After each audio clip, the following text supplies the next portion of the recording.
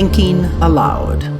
Conversations on the leading edge of knowledge and discovery with parapsychologist Jeffrey Mishlove.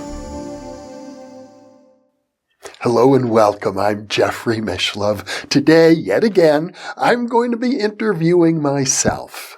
That's me. And our topic today is going to be the Akashic Field, sometimes also known as the Akashic Records. So let me begin by asking you, what is this term all about?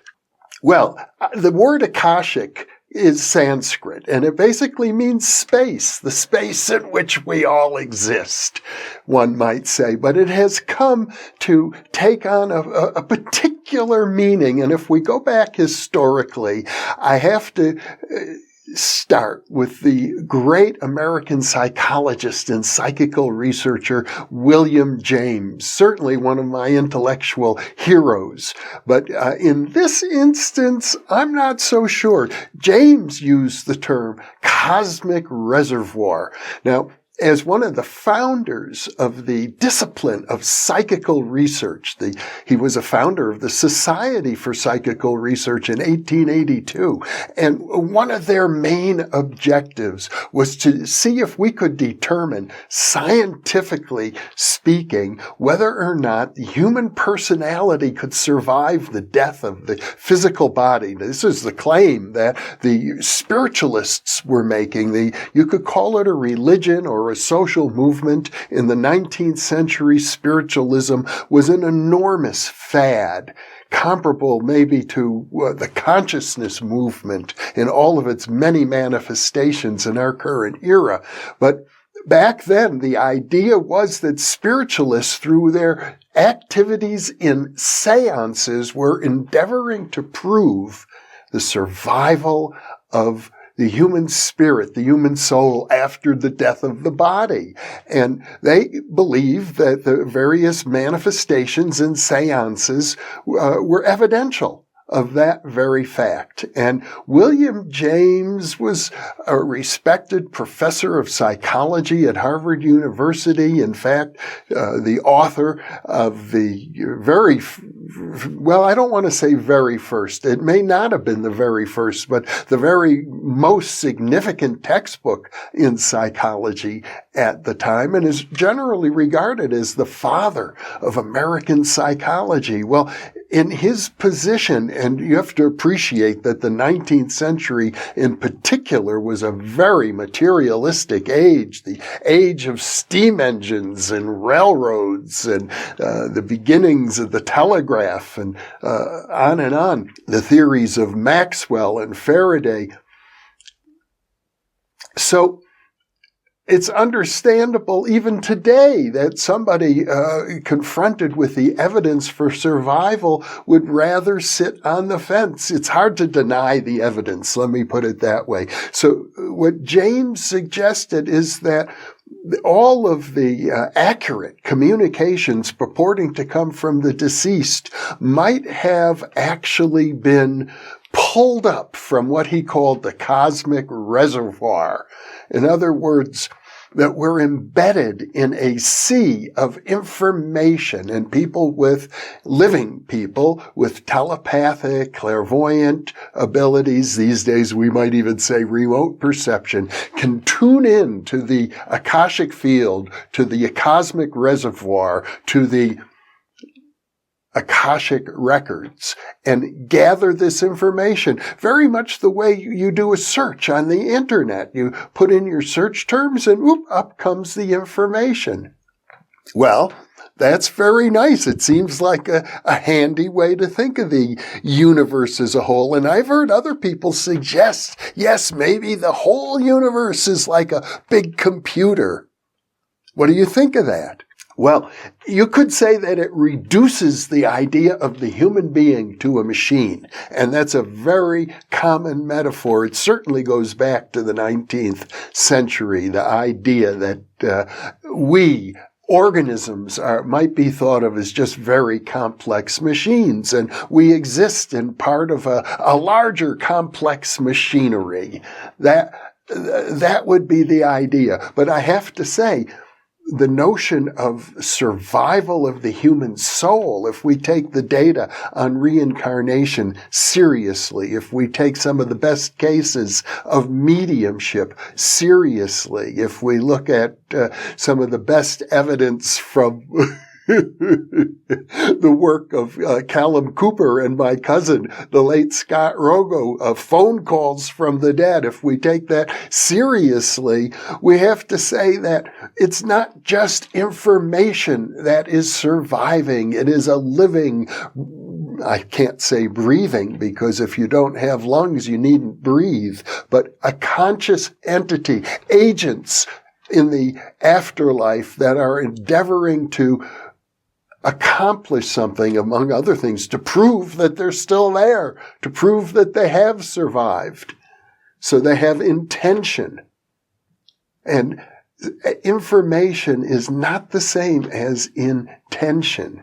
Information is not the same as expressing willful intent. And that's where I think we have to ask ourselves, are we talking about an Akashic field, which is like a computer record, information that can be retrieved if you just have the right search terms? Or is it alive? Is it conscious itself? And this is something that gets confused, I think, in the minds of people. How so? What's the confusion? Well, if I think about the interviews that I did with Jude Currivan, wonderful interviews, and she seemed to be very big on this idea that the universe is information-based. She referred to the work of the physicist John Archibald Wheeler, who asked the question, is it from bit or bit from it? And what that conundrum means is that, was it information that created the physical universe, or was it the physical universe that then generated information? And Wheeler, I think, has come to the conclusion that it starts with information. And Jude was very excited about that idea. Yes, information is what the universe evolves out of. However, I think, and I could be wrong, I'm just talking from memory here, I think really she was suggesting that information is itself conscious. I'm pretty sure that was her thinking. She referred to Indra's web, meaning a kind of divine web of information. And I like that metaphor, but in a pure physical sense, in terms of Shannon Weaver information theory, for example, information is not conscious. Bits of information are not conscious in a computer. They can be manipulated like the letters of an alphabet, and we don't think of the letters of the alphabet as being conscious either. That raises the question, then, what is conscious after all? I know that there are materialistic philosophers, and Daniel Dennett has often seemed to be right there in some sort of a philosophical sense. He's trying to maintain that we are not conscious.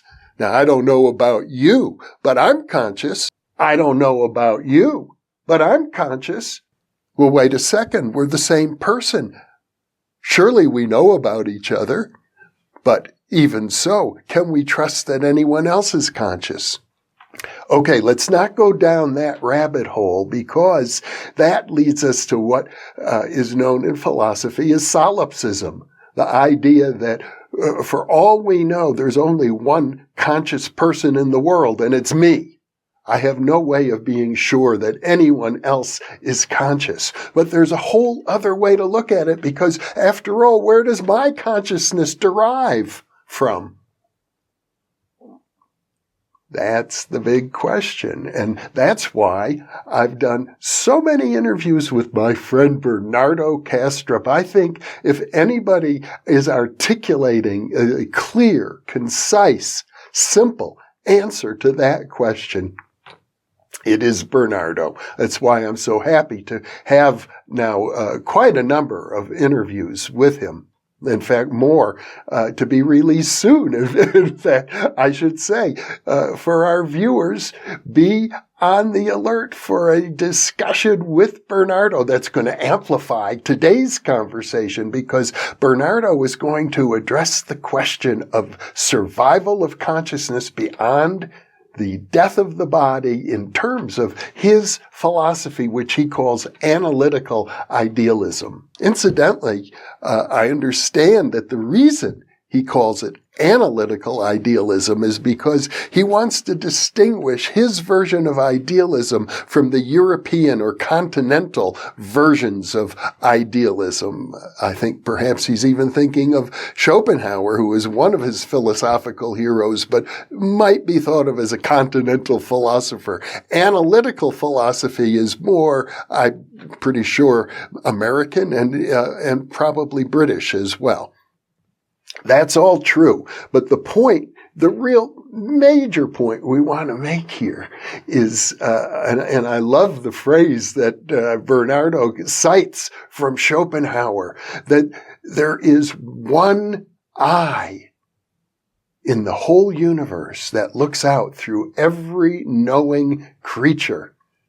In other words, I'm conscious because I participate in the great one consciousness of the universe. Now, and let's make it clear, this is a philosophical concept, not a religious concept. I'm not referring to God necessarily. I'm referring to something that is universal, that is pervasive, that everything is embedded within and is itself consciousness.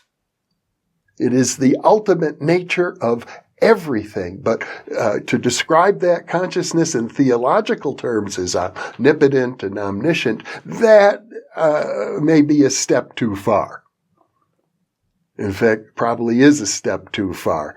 Still, I think it's fair to assume that because of this one consciousness and its myriad intricacies and powers, our religious traditions have developed. They are earlier attempts of great souls and human thinkers to come to grips with this reality. I like that idea, but then we're stuck with this conundrum. If there's one consciousness, why is it that we seem to be individuals separate from it? I'm me and you're you. Well, I know you're me, but I'm me and other people are themselves.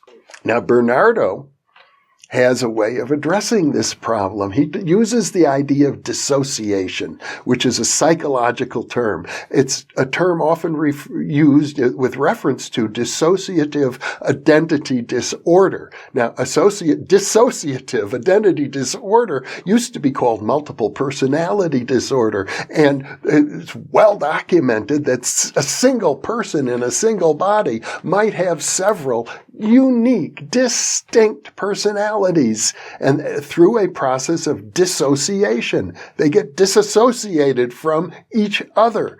And he suggests that's what we are. We are dissociated fragments of that one great consciousness.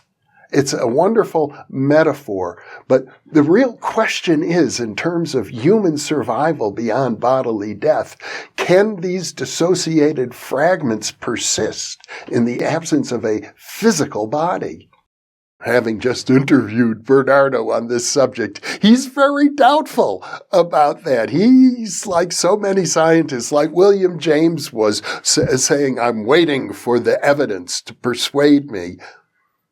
Yes, and the strange thing is that many of William James's colleagues, such as Richard Hodgson, such as James Hislop, such as Sir Oliver Lodge and Frederick Myers, were all convinced by the evidence, while William James says, I'm still waiting. And, many of us are in that same position. And I think the reason is more about social pressure than about the logic of the evidence. Yes, but the real question still comes down to this issue of dissociation. It's such a vague concept, and when you try to apply it to the notion of the one consciousness within which everything else is embedded, it would be nice if we had a clearer picture of it and how it might be applicable, let us say, in terms of the reincarnation data. That would be very nice, and I do have more ideas about that, but I think for now we've kind of talked through some of the basic issues. The real question that I was hoping that we would address today is the question of, is the Akashic Field simply an information field, or is it alive? Is it conscious? And I come down very heavily on the idea that what we call the Akashic Field is not just a big computer in the sky. It is consciousness itself. So then the question arises, can there be autonomous entities, discarnate entities, for example, or perhaps entities from the future, or perhaps entities from hyperspace or from other planets? Can they persist within that Akashic Field in the absence of what we call physical bodies, biological entities? I'm proposing that that's exactly the case. And, of course, we need to learn a lot more about it. I think we have many tools at our disposal to begin to learn more about it, but that will be the topic for a separate discussion. I have to agree with you, since I know you so well. There are many tools available. As a matter of fact, many of those tools have already been discussed in depth in previous New Thinking Aloud interviews. So largely, when we come back to that discussion, we have a huge database of prior interviews to refer to. That's exactly right. So let's close now. I want to thank you very much for interviewing me. And I want to thank you very much for being my guest today. And for those of you watching, thank you for being with me and with me.